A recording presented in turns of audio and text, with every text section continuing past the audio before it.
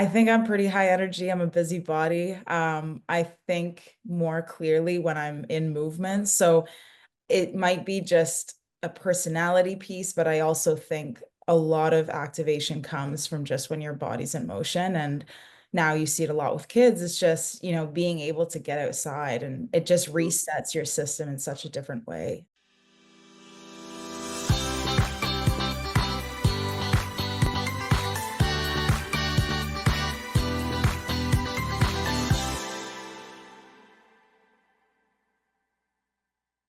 All right, everyone, welcome back. I hope you guys are having a great day. We're your hosts, Emily and Luigi from Let's Move Canada. And on today's episode, we're thrilled to be joined by Canadian Olympian, Pan Am Game medalist, and co founder of the ReRUN Shoe Project, Julian Staehli, who will share her journey on competing on the world stage and how she's using her platform to inspire active living across Canada.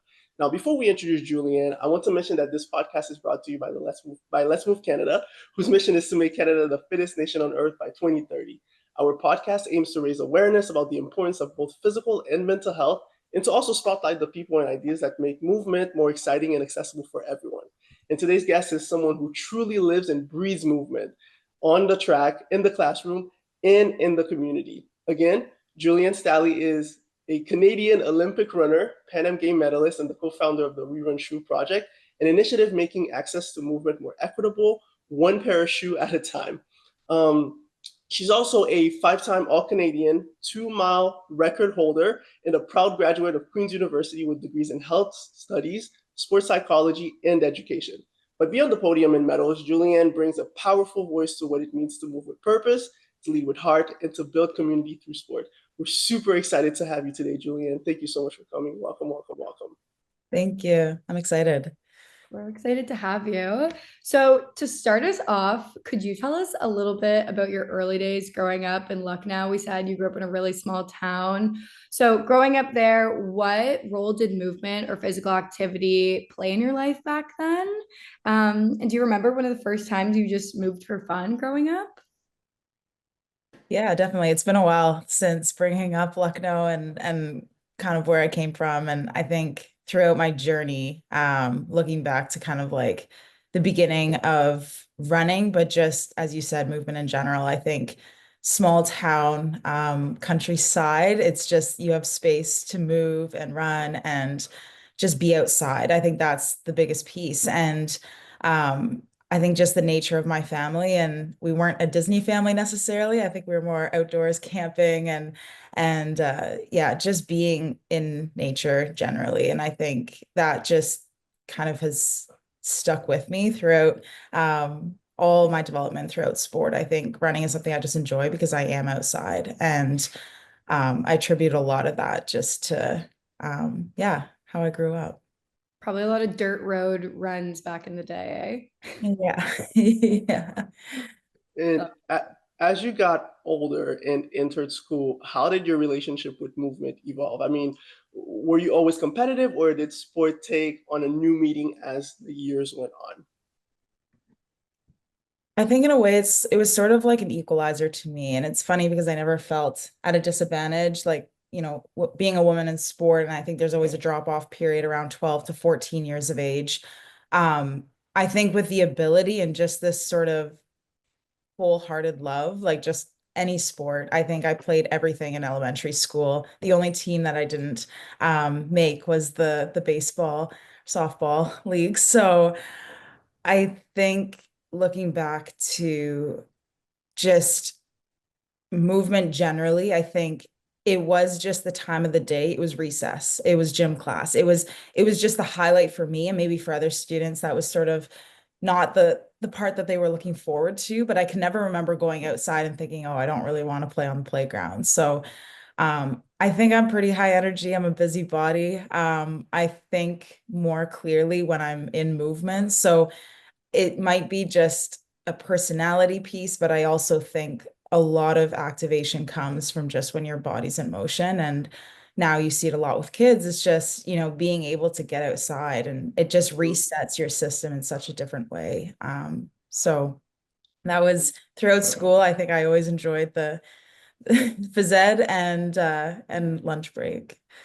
In talking about phys ed, were there any teachers or coaches that kind of really empowered you and kind of just helped you connect that energy from, you know, grade school to middle school, high school, college, etc.?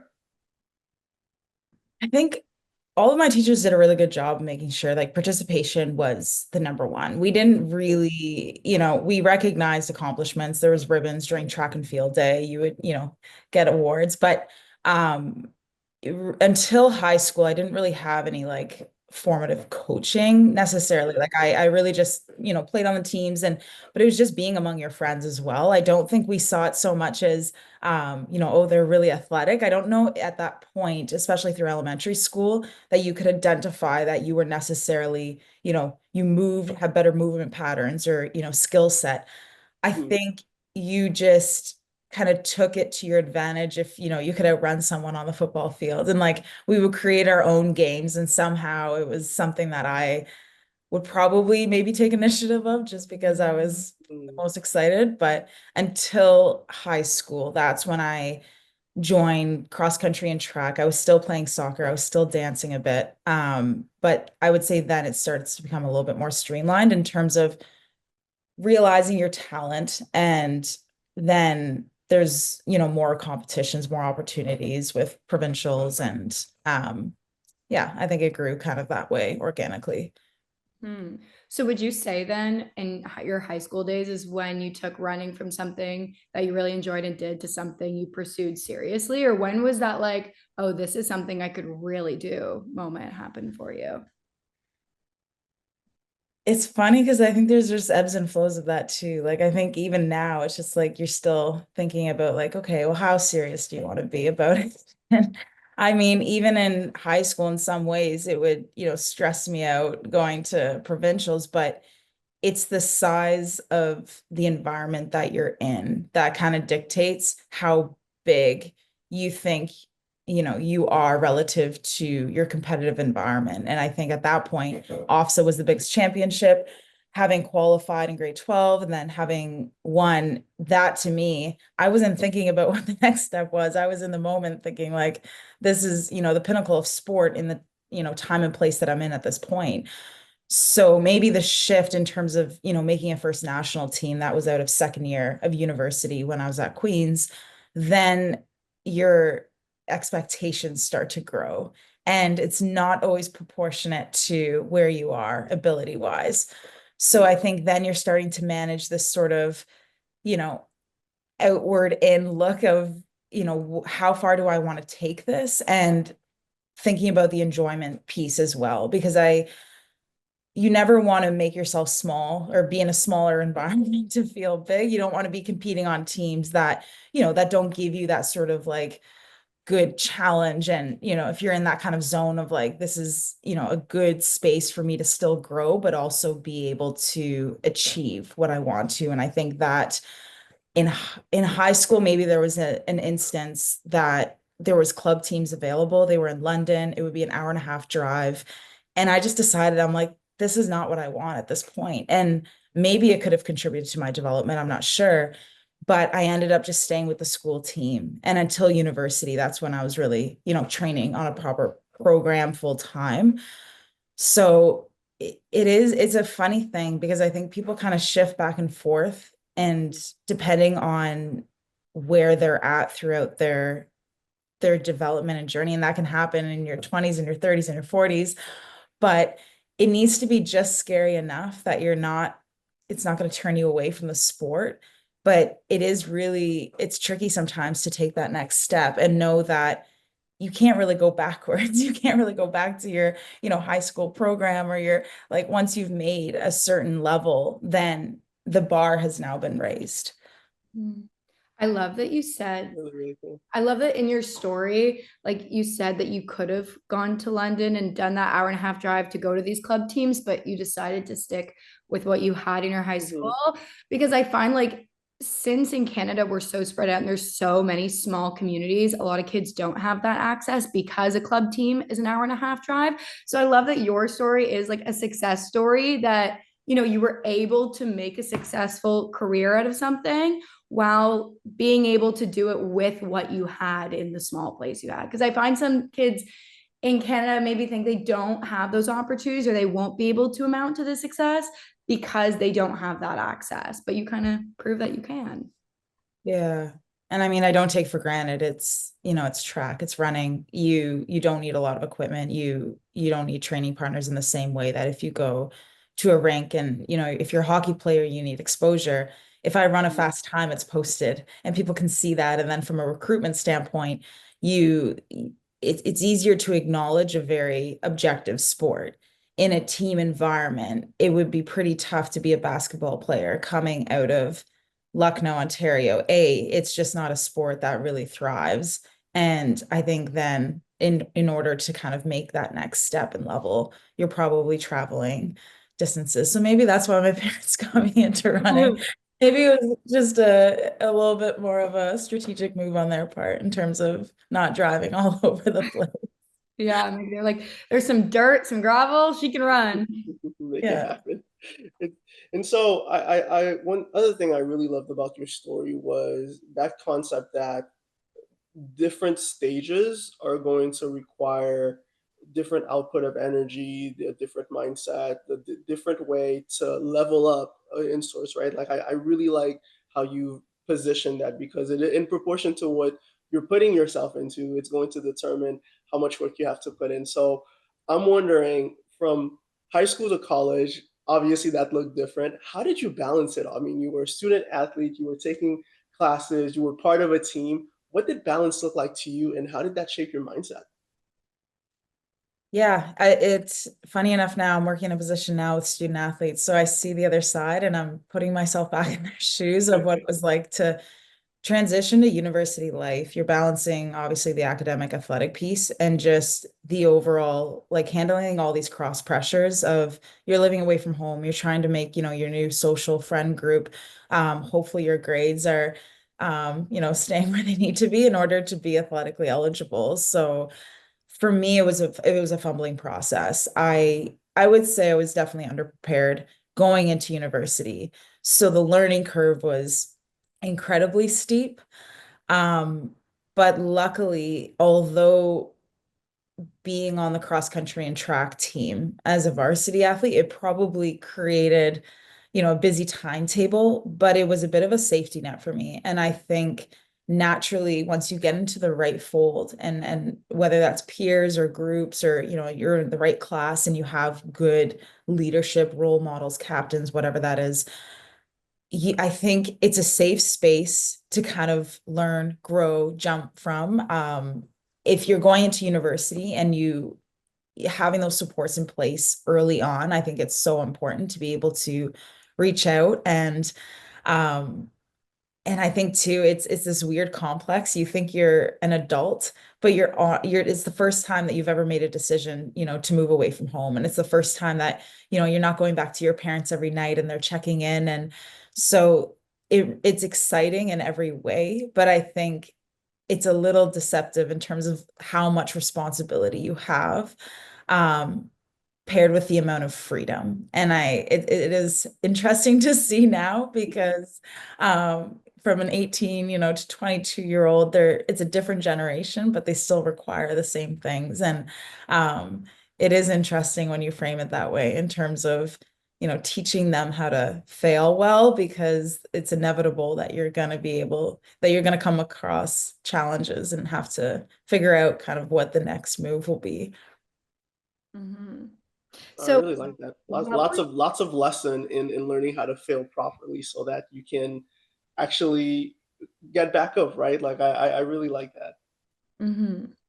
What was your time at Queens like? Were there some failure moments, like Luigi said, or you said, where you had to get back up? Or Yeah, it wasn't the same trajectory. Like high school for me was really the stepwise progression to grade 12, graduated, went off. So it was sort of this culmination into like the 4 years that I had spent at Medill, and then coming into Queens on the first tryout. I remember I was also not recruited to the school. So I was a late entry coming in.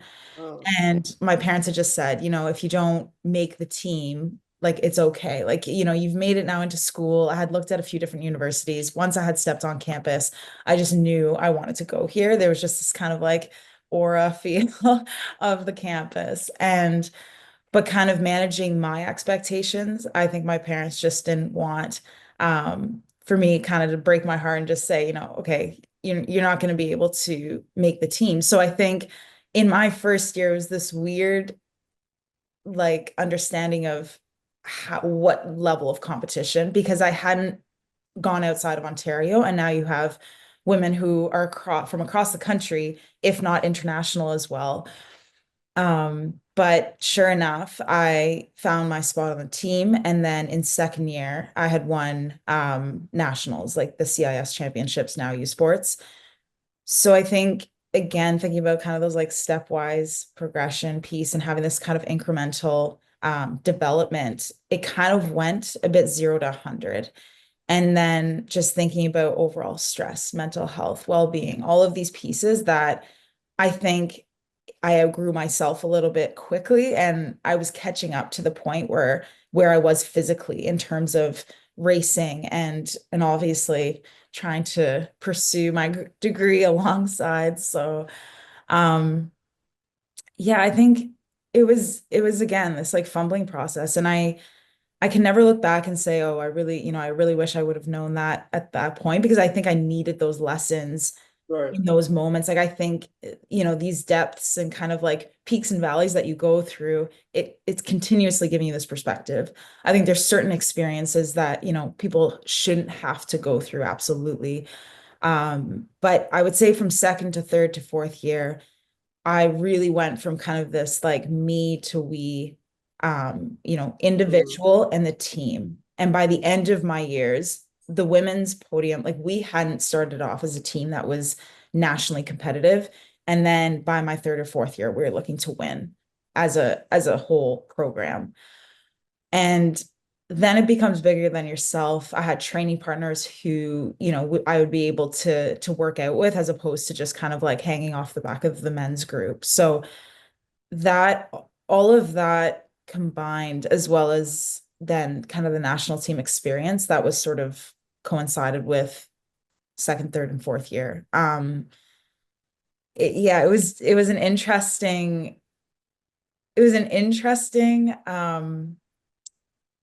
I think the best way to describe university is like the playground as an adult to figure out who you really are. Mm-hmm. And in high school, you're going through puberty. So that's a whole other level of, growth and development. But I do think in university, it's this space where there's a space for everyone and you're gonna find your group. And it's just now it's your responsibility to make that into what you want. And I fortunately found my best friends that I'm still friends with 10 years later. And, Nice. from an athletic standpoint, but also the connections I made and just academically as well. Like it has set the stage for everything that I've done since. But it Mhm. was a huge step. And looking back now in high school, of course, I wish I was a little more prepared. Maybe it would have created a little less stress. But now, like whether it's having performed on like a world stage or like having done, stat class, like you just have this sort of inner confidence because you've done hard things. And I think that's truly whatever you pursue. It's just this kind of feeling of I've done this before. I know what this feeling is like. And Mm-hmm. I'll get through that. Yeah. So you were a student athlete, but also you were maintaining a pretty unique academic background as well. So, like health studies, sports psychology education. How has those fields and learning about that education shaped the way that you think about movement or well-being or even the community aspect that you talked about with your teammates? How is your education kind of like tied into your sport? Yeah, I will say there's just one class specifically I remember. It was like a night lecture. It was like 8:30 to like 10:30. And it was abnormal psychology. And it happens to be the prof who I'm still now working with as a sports psychologist, Wow. and kind of as a mentor. So big full circle moment, but I did terrible in his class, didn't get a good grade, but enjoyed the content. And it was incredibly challenging. But I remember one of the lessons was really honing in on just like happiness and mental health and well-being. And somehow I just kind of started making all these connections of, okay, if we have a healthier population, if everyone, has, exercise and this ability to kind of like have a, release in a safe space. And then I was, going to the Queen's Gym at the time and kind of looking around and thinking, how can we have a more, like a more just a healthier environment in terms of the athletic and academic sphere, but thinking about all the stress that comes upon like once you come to university and just how people struggle. Like for me, it was such an outlet to be able to have sport. And but I don't think like sport comes with additional stress. And I think the movement itself, exactly that. It's just this like elevated heart rate, temperature, kind of clearing your mind. You go for a run, and it's just like your world kind of goes a little bit into portrait mode and you can just be in that space. And I remember from that lecture, it was just one of these moments of like connecting the dots and understanding like where do I want to take this? Because I know sport is going to be way bigger than anything I could ever dream of. And I didn't know at that point where I would take running per se. Maybe university would end and then so would my athletic chapter. So just in terms of the nature of like work and contribution, like what I wanted to achieve, it was kind of this little moment of like, I definitely want to be able to work with whether it's students, athletes in some capacity, and be able to kind of like give back this joy of just broadly movement, I would say, and exercise. Oh, very cool. And uh, it seems like along the way, you're continuously developing your mindset as you start making these connections, whether it's through class or just being on the field. It seems like a lot. There are lots of full circle moments that have even happened even before going to work with this professor. So it makes me wonder a little bit about something you said earlier, where you said, on the track, a lot of your teammates have kind of just evolved and their perceptions of success have evolved. Running can be such a solo sport, but again, there's a lot of teamwork involved. So I'm curious to know if you could tell us a little bit more about what your journey has taught you about shared success, right? Like as all of you continue to evolve, how did that shared success look like for each of you? Mm. Yeah, it's an individual sport. And I mean, like just being competitive naturally in nature. Like I think the misconception with running a little bit that I think athletes make is it's the me versus them kind of ideology. Like this, you're on the start line and you're competing against everybody else that's there. And that's obvious. There's going to be a result. But it is this like you versus you. And we talk about like the inner work, the growth, the development, so when you think about being the best version of yourself, if you show up for other people in that way, inherently, I think that's gonna contribute to like the success of everyone. And I think in a team environment, you do a workout, and it's a lot easier if you have training partners that you can go onto the track with and do a session. So it's interesting because I think even though technically it shouldn't really make a difference. If you're doing a session, if you're doing a workout and you're by yourself, you're still doing the work in the same way. Your body's going through the same motion. But in terms of, and that's the last 3 years when I spent in Boston with the team, it is this environment where everybody's trying to do their best. And I think there's this like motivation that comes from finding joy in other people's success when you're not having a great day. How does that lift you up? But then also recognizing too, when you're going through something hard, there's just an inherent understanding and other people who Mhm. can say, okay, like I get it. Yeah. And almost normalizing it in a sense because running too it always is kind of like a little bit of the wow factor of like, oh wow, you run, but when you surround yourself with like-minded people, you become less othered. And I think that's maybe what your question's getting at is how is it sort of this team? What's the team Mhm. element to it? And I think it's exactly that. You see community run groups, you see run clubs. It's really the essence of, doing something hard together. Hmm. You versus you, like that whole ideology of being in a solo sport can be so difficult, like not only on your mental health, like you kind of talked about, but also the motivation aspect of it and like having low to motivation when you have to rely on yourself. So, how do you navigate those moments? Like when you're not feeling motivated mentally, emotionally, is there something that helps you reset your spark to get that motivation? Yeah, I think motivation is that's always tricky because I think it's the discipline and the consistency. There's not every day that you're going to be super like motivation to me is when you're just like, you're feeling good, it's coming easy, you're excited to go for your run. 6 days out of 7 of the week, I'm looking forward at the end of the day after work. Like it's easy for me to go out the door and just throw in my music and head out. Um, but in terms of building that over time, I think you have to like trust yourself and have these kind of like instincts that when you need to step away, when and it is tricky because you're kind of wrestling with your own, you don't want to compromise. You don't want to, you know, um, what's the word?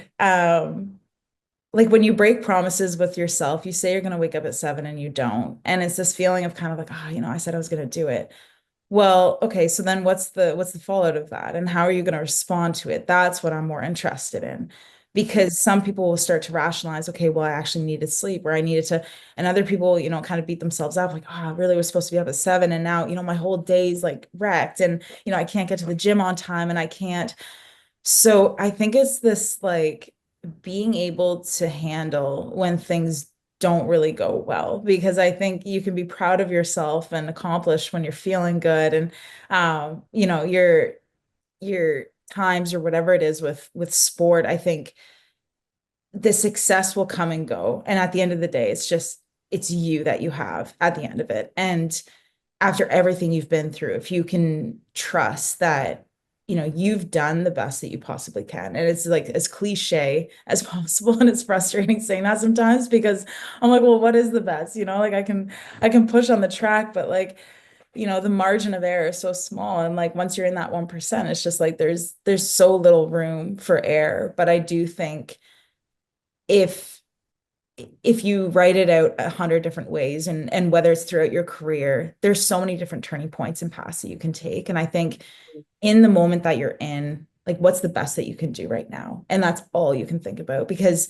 as much as, looking back, it kind of you get this sort of like worry or, it's your career, everything that you've done is going to be it's just going to be yours. And I do think beyond like just the accomplishments, everything else that you achieve, if you can say like I've grown from this or I've developed, then like you've won. Like there's nothing else that you can really take away than just being a better version of you.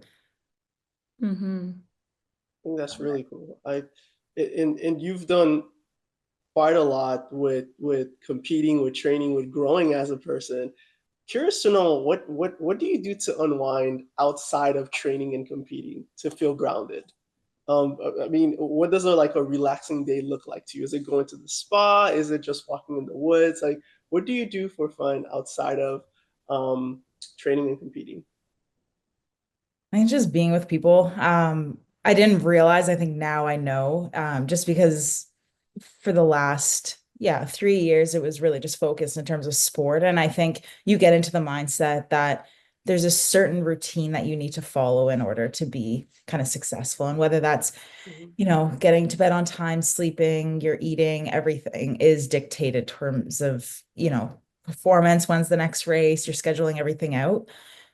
Once you start to deviate from that a little bit and you still perform well, that's the case where you realize you don't necessarily have to have everything line up in order to reach whatever you think. And it could work out better than you imagined. And now it's like I filled my life and my bucket with different things that I do think I was craving for so long, but it's like giving yourself that permission to say, like, there can be other pieces that it actually might be the better case of, having a career outside of sport, friendships that, aren't just running. And I love my running friends, but it is healthy to just, be you outside of the context of, the track or the roads. And I think, whether like for me, I think, yeah, social time and just knowing I have a pretty big social battery. So I do, just enjoy, even if it's just being in the presence of someone else.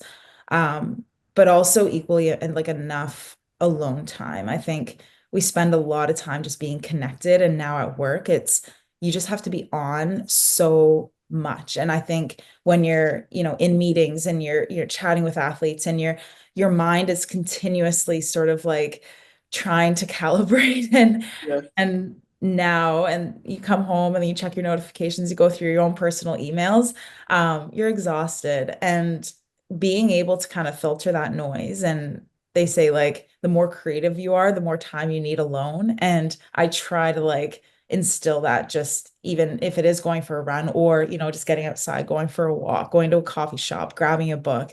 I love chess. Like there's so many things that just let me be still for a little bit. And I think you need that kind of reset period. Yeah, for sure.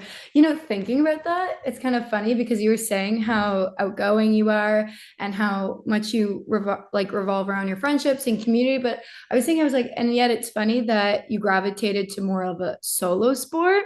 But then when you just said the more creative you are, the more time that you kind of need alone, and how you were saying that you rejuvenate by going on those solo runs, I feel like it actually kind of all ties together, like you have that community and that social space that you thrive on, but also that alone time is probably what benefited you in your career as an athlete.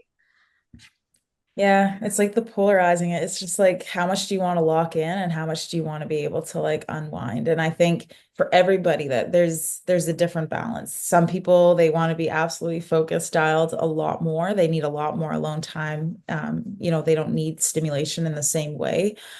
But I do think generally a lot of people are just overstimulated. There's way too many notifications and just things that are grabbing our attention. So whether it's protecting that time, creating your own healthy boundaries, whether it's routine or ritual, or just protecting space in your day that is designed for you, I think is incredibly important. And running just happens to be, although most people are bringing a phone and a watch and music, but it's one of the few activities that you are just in your own headspace and disconnected. Yeah, I You know, agree. I'm so curious. When I run in the morning, I don't do any music. Are you a running with music kind of person or no music kind of person? I'm so curious to know what that looks Yeah, like what for do you you. listen to? I love music. Yeah, Do I you? listen Oh. maybe too much. Yeah. No, I do think that's one thing. Like running has made me passionate about my playlists. So yeah, I don't know. Obviously, when you're running with people, then it's just conversation, and Yeah. I don't miss it in any capacity. But I do think I can get lost in kind of whether it's ambient noise or just in music on a playlist. But I think it allows me just to like block things out more. And maybe it's just you have the headphones in and people are Yeah. less likely to interrupt. So but yeah, big fan. It's so nice hearing the other side because I love dancing. So running with music interrupts me every time because I just want to stop and dance. I've noticed it and I have not Makes been able to break sense. that. So Yeah. it's Yeah. interesting to see how different people go about it. Do you have a Yeah. go-to like fire me up running song? Everyone always asks that. I know. I was I gonna say, am. I have to know. I have to know. Yeah, I mean it changes all the time. I am a big Drake fan, and over the years, there's been kind of like a soundtrack to every season and race and everything. Nice for what we're probably always kind of hit. but most of my music like associations are before I land. If I'm flying somewhere and I'm arriving at the destination, I'm always listening to music on takeoff and landing, and it's weird. It feels like a little bit of like the intro kind of preview to like what's about to come. And I think just having those moments, that's also a great space too. If people are traveling, that's one of my favorite things about flying is you're disconnected.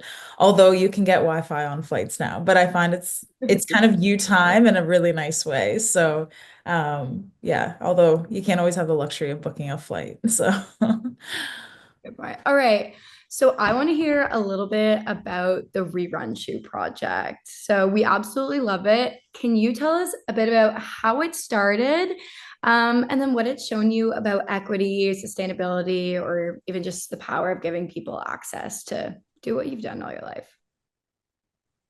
yeah, again, and not to be like super cliche, it's one of those things where I just didn't really realize what I was creating. A little side hustle in undergrad right here in Kingston. I think I was third year undergrad, and a friend of mine had just said like at that point I had signed with New Balance. This is 2015, and the amount of shoes that you receive, and there's always models that don't work for you, and just finding a space to be able to like donate those, and then realizing the amount of shoes that just runners accumulate generally that are still in great condition, Mhm. then just led and looking for the need in the community.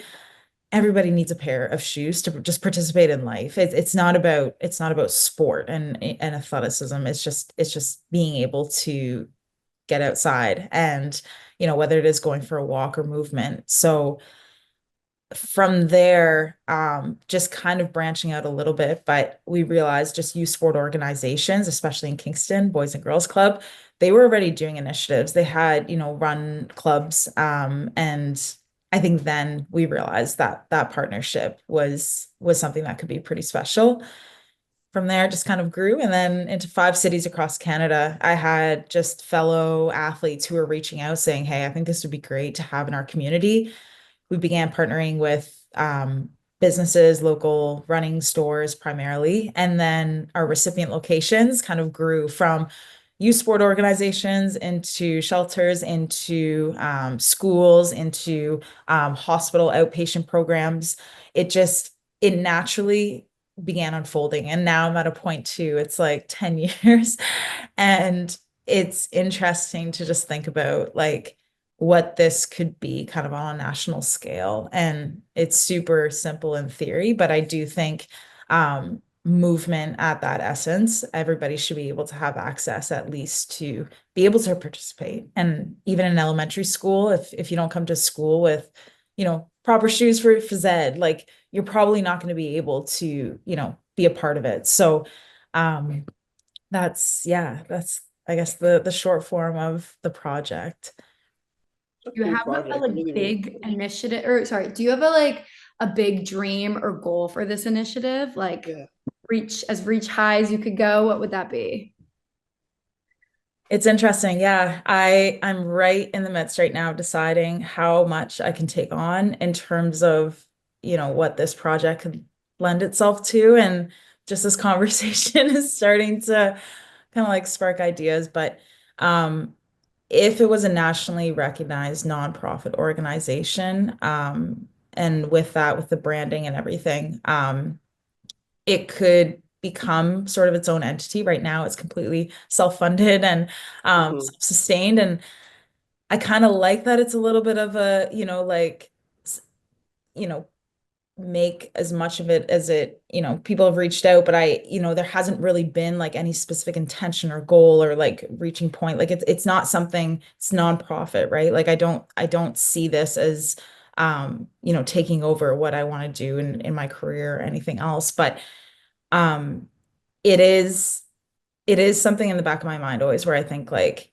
it's always been on my resume. It's always something that has kind of like brought a lot of attention with relatively little kind of input. So I'll have to kind of let that one sit. But yeah, stay Well, tuned. we love it, and we know our listeners would too. So we're here to support you in any way we can. Maybe we could go to events and shoot running shoes at a cannons. Yeah. It'd be fun. All right. So with all of that, we have one final question for you. And that is for anyone who doesn't necessarily see themselves as an athlete, but want to move more, feel better, or just get active, what would you say to them as they're trying to reconnect with movement in a way that works for them? Mm, start small, just anything. The like 0 to 100 piece, I think a lot of the times it's so discouraging when, you're setting a goal so big.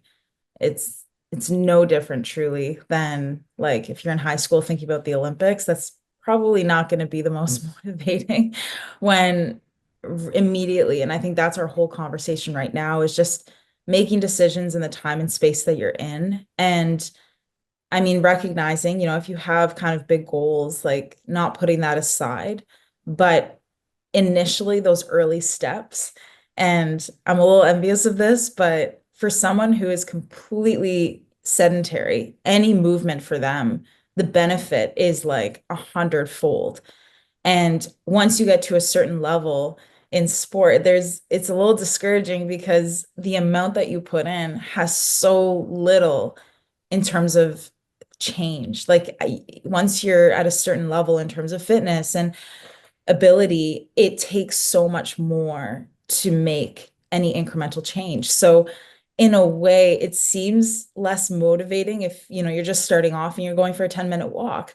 But the alternative to that, like you're so much better having any movement Hmm. at all. And again, I'm not a physiologist by a standpoint. I'm just a big Huberman fan and just thinking about overall health and physical activity and well-being. But small steps and things that you enjoy and to try and make sure that it's true to you. You're not trying to fulfill something. And honestly, my recommendation would be to do it on your own to start. Because I see a lot of the times people say, hey, like, let's plan for runs together. Let's go play tennis. Let's do yoga on.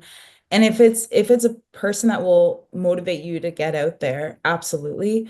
But I do think there's something special about making it yours and having Yeah. that time in your day carved out and not for someone else to kind of regulate how you feel about that activity or that movement or and if they feel a different way and you're feeling great one day, that might start to, whether it brings you up or weighs you down. But um, I hear that a lot, and even just from colleagues who, are getting back into the gym and doing strength training, it's important to them that they've done it for themselves. And maybe later on, then you kind of join a group or a gym or a program. But I do think initially it's really important to make that yours and not contingent on anything else.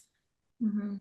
I really love that. So start small, build your own relationship to it, find your own purpose with it, and probably be consistent. If we're borrowing a page from Julianne's book, be consistent on those days that you don't necessarily feel like it. Just do it anyways. But as long as you have a connection to it, you'll be motivated. So are we hearing that correctly?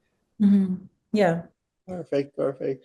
Well, I think that's it for today. Julianne, thank you so much for coming on the podcast and yeah. not only sharing your story and some good advice, some good wisdom, but also sharing the amazing projects that you have and also kind of just inspiring us to continue to move together as a country. So thank you so much for doing that. Of course, of course. Thanks for having me on. Absolutely. And thank you to all of you for tuning in with us for this episode. To learn more about Julian, you can follow her on Instagram at Jastaehli. So that is J.A. Staley. Staehli. In addition, make sure to check out our Instagram at Let's Move Canada for the latest updates and head over to our website at letsmovecanada.com to learn more about our mission. Don't hesitate to DM us if you're interested on being a guest on our podcast and stay tuned for next episode and see all you guys next time. Take care. Bye, guys.